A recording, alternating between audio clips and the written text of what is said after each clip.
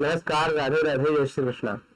पिछले वीडियो में आप लोगों ने अध्ययन किया था विद्या आरंभ मुहूर्त। किस मुहूर्त में, किस नक्षत्र, किस तिथि आदि में विद्या का आरंभ करना चाहिए, कुछ भी नया चीज सीखना चाहिए। उसके बाद अध्ययन हुआ था यज्ञोपवीत मुहूर्त, किस मुहूर्त में यज्ञोपवीत करना चाहिए, कितने वर्ष में यज्ञोपवीत करना चाहिए, जिसे उपनयन वर्ष शुद्धि कहा जाता है। आज का जो विषय है वो गुरु शुद्धि है। देखिए, गुरु शुद्धि दो स्थान पर देखा जाता है, लड़कों के लिए भी देखा जाता है, लड़कियों के लिए भी देखा जाता है।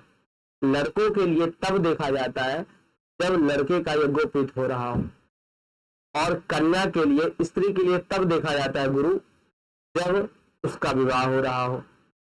तो गुरु शुद्धि दो स्थान पर देखा जाता है, लड़कों के लिए यज्ञोपवीत के समय, कन्याओं के लिए विवाह के समय। यह किस प्रकार से देखा जाता है, उसके लिए पहले आपको थोड़ा सा पंचांग देखना पड़ेगा, अथवा किसी से पूछ लीजिए, अथवा एस्ट्रोसेज में देख लीजिए कि गुरु किस राशि में चल रहे हैं।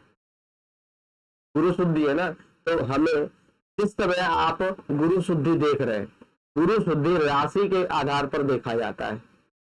जिस व्यक्ति का जो राशि हो उस राशि से गुरु की राशि तक गिनी जाती है। गुरु की राशि बोले तो कहाँ तक, मीन धनु तक नहीं, मीन धनु तक नहीं गिनना है, जबकि मीन धनु गुरु की राशि है, वहां तक नहीं गिनना है। कहां तक गिनना है, उस समय जिस समय यज्ञोपवीत हो रहा हो अथवा विवाह हो रहा हो, उस समय गुरु किस राशि में यह देखा जाएगा। हमेशा सभी ग्रह चलायमान है, चल रहे हैं, किसी न किसी राशि में रहेंगे। आज भी किसी न किसी राशि में, आज से 50 साल पहले भी किसी न किसी राशि में थे, और 50 साल बाद में भी किसी राशि में रहेंगे। तो जिस राशि में गुरु रहेंगे उस राशि को केंद्र मानिए, उसको पकड़ लीजिए। जैसे अभी गुरु वृष राशि में चल रहे हैं, अभी नवरात्रि, शरद नवरात्रि चल रहा है, इस समय गुरु वृष राशि में चल रहे हैं, तो वृष राशि को पकड़ लीजिए।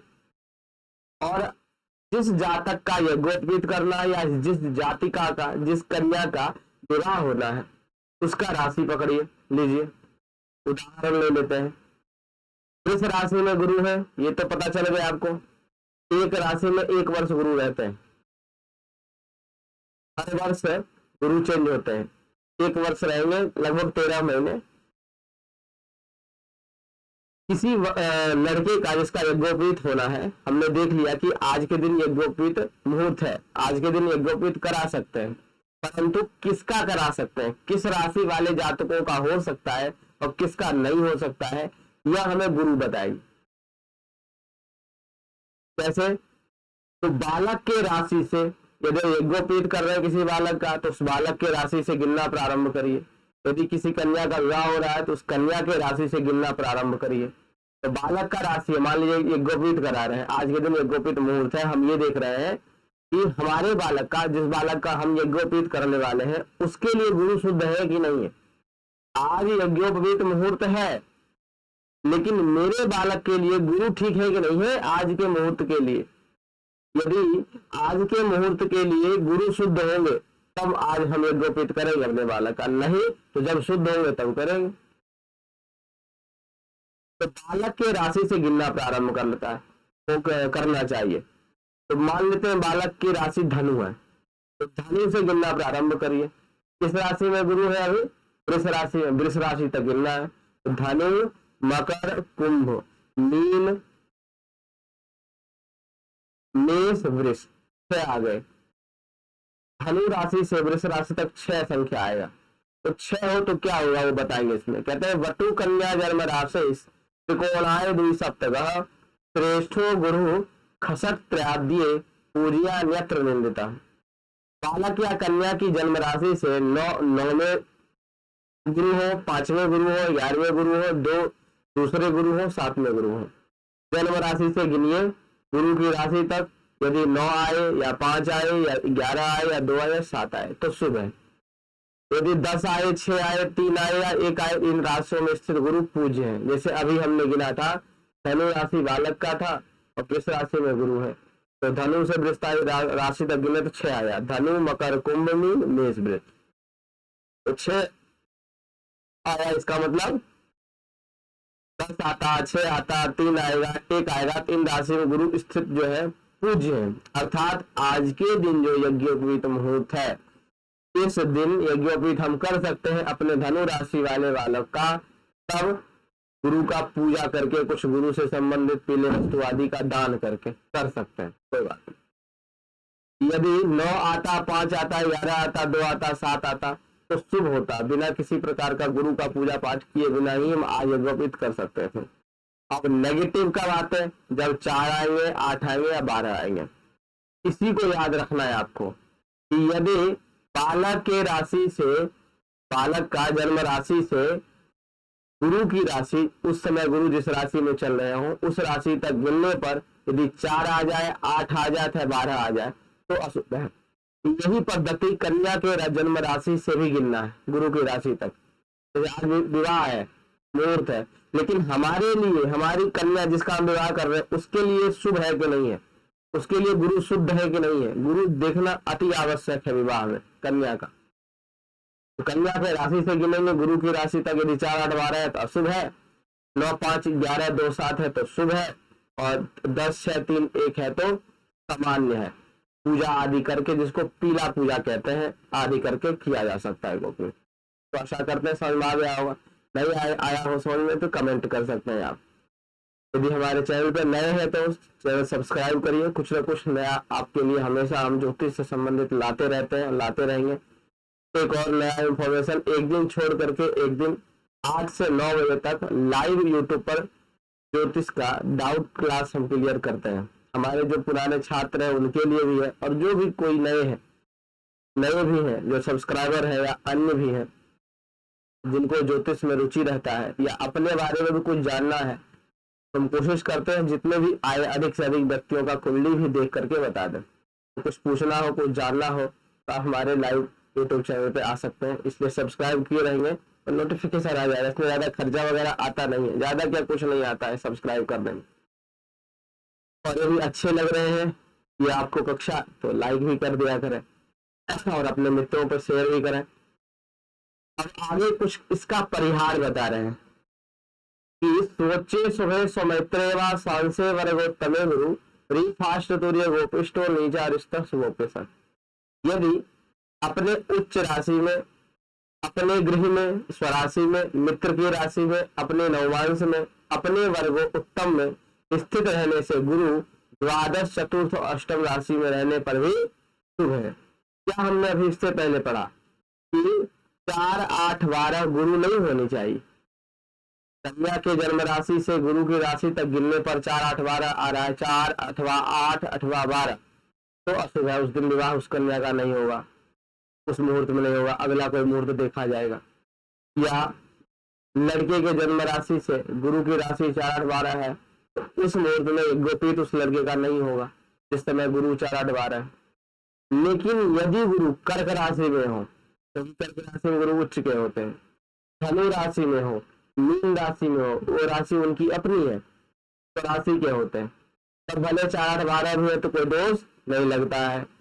अथवा मित्र की राशि हो, गुरु की राशि मित्र राशि है सिंह, गुरु की मित्र राशि है मेष, गुरु की मित्र राशि है वृश्चिक, गुरु की मित्र राशि है कर्क, और अपनी राशि तो है ही है, तो कर्क में तो उच्च के हो ही जाते हैं, तो सिंह मेष वृश्चिक आदि में भी है तो उसका दोष नहीं लगता है। किसका? 4, 8, 12 का। फिर कहते हैं यदि शत्रु के राशि में हो, नीच के हो, जैसे अभी गुरु अपने शत्रु की राशि में चल रहे हैं, वृष राशि में चल रहे हैं। वृष राशि शुक्र की राशि होती है और शुक्र गुरु के शत्रु है, तुला शत्रु की राशि है। तो यदि इस राशि में गुरु है तो अशुभ है, भले 9, 5, 11, 7 2 ही क्यों ना हो, तो भले शुभ रहने पर भी अशुभ है, तो नीच के ना हो, मकर राशि में रहना अशुभ कहलाएगा। इस प्रकार से परिहार भी देख लिया जाता है, भले 4, 8, 12 ही क्यों ना हो, अगर मित्र आदि राशि में है तो शुभ है। छुरिका बंधनम कहते हैं विचैत्र व्रतमासादो विभौ मास्ते बहु मजे छुरिका बंधनम सुस्तम नृपाणम प्राविवाहतम। क्या? चैत्र महीना को छोड़ करके व्रत बंधन में कहे हुए महीने में भौम अस्त ना हो, मंगल अस्त ना हो, बुधवार ना हो, उस दिन विवाह से पहले राजाओं को हथियार बांधना, क्षत्रियों के लिए विशेष कहना है कि हथियार या हथियार कुछ सीखना, तलवारबाजी आदि वाला आदि सीखा जाता था पहले, उसमें देखा जाता है कब अपने पास रखना प्रारंभ कर। अगला जो मुहूर्त है आपका वह है विवाह प्रकरणम। इसे भी समझते हैं, वर वरण बताएंगे इसमें सबसे पहला। वर वरण अर्थात जिसको सगाई कहते हैं, फलदान कहीं कहीं कहते हैं, छेका कहते हैं। तो किसी वर को देखा आपने अपने कन्या के लिए, उस वर को वरण कर दिया जाता है कि फिक्स कर लिया जाता है कि अब आप का विवाह हमारे यहाँ हमारी कन्या से ही होगी। उससे वरण होता है, इसको तिलक की कहते हैं, लघु सगाई बोलते हैं, सगाई बोलते हैं। तो वो कैसे होता है, किस नक्षत्र में होना चाहिए, क्या उसका मुहूर्त होना चाहिए, किस वार में होना चाहिए, किस प्रकार से देखना चाहिए, क्या प्रक्रिया है उसका, उसे समझेंगे। वर वृत्तिम शुभे काले गीत वाद्यादिभेयुतः शुभवे कृत्तिका पूर्वा तुर्याद्वापे विवाहवे उपवीतं फलं पुष्पं वासांसि विविधानि च तेयं वराय वरणे कन्या भ्रात्रादिजेन वा। क्या कह रहे हैं कि शुभ मुहूर्त में गीत वाद्य से युक्त होकर के ध्रुव संज्ञक नक्षत्र और कृत्तिका तीनों पूर्वा और विवाह में कहे हुए नक्षत्रों में, ध्रुव संज्ञक नक्षत्र हम पिछले वीडियो में बता रखे हैं। ध्रुव संज्ञक नक्षत्र कौन कौन से होते हैं, उत्तरा त्रय रोहिण्यो, तीनों उत्तरा रोहिणी नक्षत्र से ध्रुव संज्ञक नक्षत्र कहते हैं। और कृत्तिका तीनों पूर्वा, पूर्वा फाल्गुनी, पूर्वा साढ़ा, पूर्वा भाद्रपदा। और विवाह में कहे हुए नक्षत्र, विवाह में कहे हुए नक्षत्र आगे हम आपको अध्ययन कराएंगे अगले ही पेज पे, पेज नंबर 22-23 पे। तो उस नक्षत्रों में क्या क्या हाथ में रखना है, यज्ञोपवीत, फल, पुष्प, अनेक प्रकार के वस्त्र, रत्न आदि से युक्त होकर के सबसे पहला जो तिलक लगाएगा उस वर का, वो या तो कन्या का भाई लगाएगा अथवा ब्राह्मण लगाएंगे। कहीं कहीं लोकोक्तियां हैं, लोकाचार है कि मामा लगाते हैं, कहीं पिताजी लगाते, कहीं फूफा लगाते, कहीं जीजा लगाते हैं। बाकी जो भी कुलाचार है वो अपने हिसाब से कर सकते हैं, लेकिन शास्त्रानुसार या तो भाई लगाए, नहीं तो सबसे पहला तिलक ब्राह्मण लगाना चाहिए। हाथ में गोपीत फल पुष्प आदि लेकर के गीत वाद्यादि युतः, तो भी कह रहे हैं कि गीत आदि से डीजे वगैरह भी लेकर के कर सकते हैं। अब अगला जो मुहूर्त है वो कन्या वरण का है। कन्या वरण में थोड़ा सा विपरीत है, इसमें बिल्कुल शांत होकर के कन्या का वरण करना, इसको गोद भराई कहते हैं। कई जगह विवाह से पहले हो जाता है कि कन्या को भी छेका पड़ता है ना, कि इस कन्या का विवाह फिक्स है, हमारे वर्ष ही होगा, तो गोद भराई करते हैं। सौभाग्यवती स्त्रियां जाके करती हैं, माँ या फिर कोई भी अन्य भाभी आदि। इसका क्या मुहूर्त है गोद भराई का विवाह से पहले? ये तो वर का वरण कर लिया, अब कन्या का भी वरण होगा ना। तो पूर्वात्रय श्रवण मित्र वैश्वदेव हौता समेरण देवतेषु द्राक्षा फले कुसुमाक्षत पूर्ण पाणी रस्त्रांत शांत हृदयो वरयेत कुमारी। जहां पर वर वरण के लिए कह रहे हैं कि गीत वाद्यादि वियुता, गीत वाद्य से युक्त होकर करना है, वहीं पर कन्या वरण में क्या कह रहे हैं, रस्त्रांत शांत हृदयो, शांत हृदय होकर के, शांत चित्त होकर के वरयेत कुमारी, कुमारी का वरण करना चाहिए। किन नक्षत्रों में? पूर्वा साढ़ा, पूर्वा फाल्गुनी, पूर्वा भाद्रपदा तीनों पूर्वा में, श्रवण नक्षत्र में अनुराधा हो, उत्तराषाढ़ा हो, ज्येष्ठा हो, धनिष्ठा हो, स्वाति हो, विशाखा हो। हाथ में अंगूर आदि फल, गन्ने की गरड़ी, फूल, अक्षत से पूर्ण अंजलि भर, पूरा अंजलि को भर करके इस प्रकार से इन सब सामग्रियों का, कहीं कहीं चावल अक्षत आदि का है, कहीं के जीरा भी रखते हैं हाथ में, और जो भी आपका हल्दी आदि रखते हैं, जैसा भी लोकाचार है उसके आधार पर फुल अंजलि, थोड़ा थोड़ा नहीं, फुल अंजलि बद्ध होकर के कन्या के आंचल में डाल दिया जाता है, कुमारी वरण कर लिया जाता है शांति पूर्वक, तेरा हल्ला गुल्ला नहीं होना चाहिए। तो इस प्रकार से कन्या का वरण करना चाहिए। तो वर वरण और कन्या वरण भी आपने अध्ययन कर लिया इस वीडियो में। तो अगला वीडियो रहेगा उसमें तेल, हरिद्रा तेल आदि लेपना, मंडप किस प्रकार से बनाना चाहिए, सबसे पहला खंभा किस प्रकार से रखना चाहिए, विवाह का नक्षत्र क्या क्या है, विवाह का मास क्या है, किस महीने में विवाह होने पर क्या फल होता है, इन सब के बारे में हम लोग चर्चा करेंगे। तो इस वीडियो में इतना ही।